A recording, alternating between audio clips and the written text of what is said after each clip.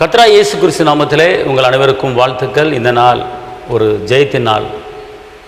எல்லா நாளுமே வெற்றியின் நாள் தான். ஆனால் இந்த நாள் வித்தியாசமாக கர்த்தர் உங்களை ஆறுதல் படுத்துகிறாரு. இந்த நாளுக்கு உண்டான ஒரு உயிருள்ள ஒரு வார்த்தை அப்போஸ்தலர் 18:10, நான் உன்னோடு கூட இருக்கிறேன், தீங்கு செய்யும்படி உன்மேல் கை போடுவதில்லை. நான் உன்னோடு தான் இருக்கிறேன், யாரும் உனக்கு தீங்கு செய்யும்படி, உனக்கு பிரச்சனையை உண்டு பண்ணும்படி, துக்கத்தை உண்டு பண்ணும்படி, வேதனையை உண்டு பண்ணும்படி, கஷ்டத்தை உண்டு பண்ணும்படி யாரும் உன் பக்கத்தில் வர முடியாது, யாரும் உன் மேலே கைப்பட முடியாது. நான் உன்னோடு தான் இருக்கிறேன் என்று என் தகப்பன் இயேசு சொல்கிறார். இந்த வார்த்தை ஏன் இந்த கால வேளையில் உங்களுக்கு கடந்து வருகிறது தெரியுமா? இந்த வசனத்தை நல்லா கவனிங்க. நான் உன்னோடு இருக்கிறேன், தீங்கு செய்யும்படி உன்மேல் கை போடுவதில்லை. அப்படின்னா நான் உன் கூட தான் இருக்கிறேன், உனக்கு, உன் குடும்பத்துக்கு, உங்களுக்கு, உங்கள் குடும்பத்துக்கு, உங்கள் கணவருக்கு, உங்கள் பிள்ளைகளுக்கு யாராவது தீமை விளைவிக்கும்படி யாருமே பக்கத்தில் வர முடியாது, கை போடுவதில்லை அப்படிங்கிறார். அப்படின்னா நீங்கள் என்ன செய்யணும் அப்படின்னு கேட்டிங்கன்னா, கர்த்தர் என்னோடு இருக்கிறார், யார் எனக்கு தீங்கு செய்ய முடியாது அப்படிங்கிற நினைப்பு உங்களுக்கு இருக்கணும். அப்படிங்கிற ஒரு வார்த்தை உங்கள் உள்ளத்தில் என்ன செய்யணும் இருக்கணும் பார்த்துக்கணும். இப்போ யாராவது உங்களை மிரட்டுறான்னு வச்சுக்கொள்ளுங்களேன், ஐயோ எனக்கு பிரச்சனை கொண்டு பண்ணிடுவான் போல இருக்குது, எனக்கு பயமாக இருக்குது, எப்படி வாழ போகிறேன்னு தெரியலையே அப்போ நீங்கள் பயந்துட்டு நீங்கள் வாயை திறந்து பேசுனீன்னு வச்சுக்கொள்ளுங்களேன். அப்போ அவர் கூட இயேசப்ப உங்கள் கூட இருக்கிறார் தெரியுமா, அதை நீங்கள் மறந்துட்டீங்கன்னு அர்த்தம். அப்போ அப்படி ஒரு செய்தி உங்களுக்கு வருதுன்னு வச்சுக்கோங்களேன், உனக்கு கஷ்டத்தை உண்டு பண்ண போகிறேன், உனக்கு நான் பிரச்சனையை உண்டு பண்ண போகிறேன், என்னால் உனக்கு பெரிய போராட்டம் வரப்போகுது, நீ உனக்கு இல்லாமல் பண்ண போகிறேன் பாரு அப்படின்னா யாராச்சும் உங்களுக்கு சொன்னாங்கன்னா, நீங்கள் உடனே மறுமொழியாக உடனே மனதை கொண்டு வரணும், எனக்கு தீங்கு செய்யும்படி ஒரு மனிதனும் என் மேலே கைப்பட முடியாது, என்னை தொடுகிறவன் இயேசுவின் கண்மணியை தொடுகிறான், அதனால் எனக்கு எந்த தீங்கும் வராது அப்படின்னு பதிலுக்கு நீங்கள் என்ன செய்யணும், பேசணும்.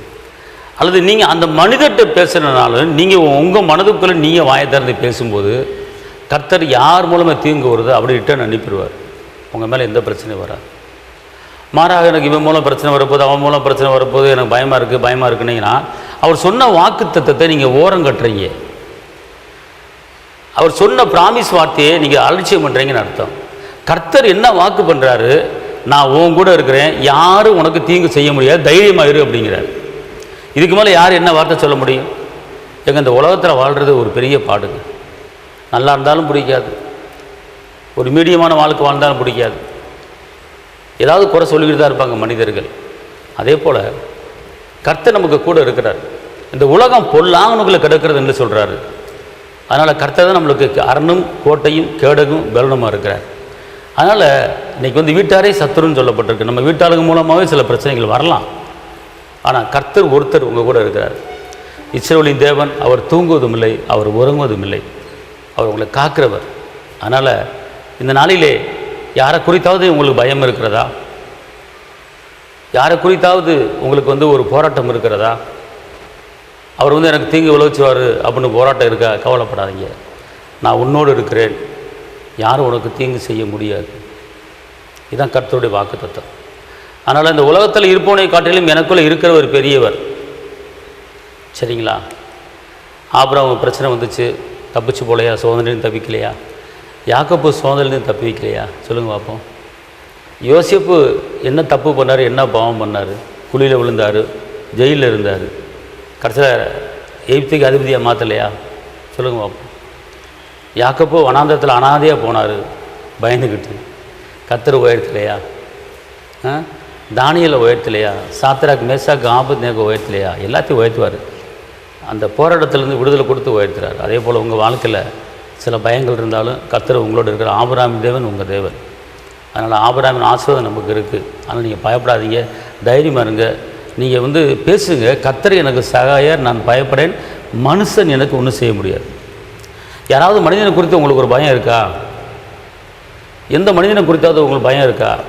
நீங்கள் உடனே என்ன செய்யணும் தெரியுமா? மீண்டும் பயப்படுறதுக்கு அடிமைத்தனத்தின் ஆவியை பெறல, அப்பா பிதாவை என்று கூப்பிடப்படுகிற புத்திர சிவகரத்தின் ஆவியை நான் பெற்றிருக்கிறேன், கர்த்தர் எனக்கு சகாயர், நான் பயப்பட மனுஷன் எனக்கு ஒன்றும் செய்ய முடியாது அப்படின்னு சொல்லிக்கிட்டே இருங்க. எல்லா பயங்களும் உங்களை விட்டு ஓடிடும், கர்த்தர் உங்களுக்கு துணை நிற்பார். சரிங்களா? ஒரு பந்து நீங்கள் வேகமாக கீழே தரையில் அடிச்சிங்கன்னா டக்குன்னு மேலே வரும் பார்த்துக்கொள்ளுங்க.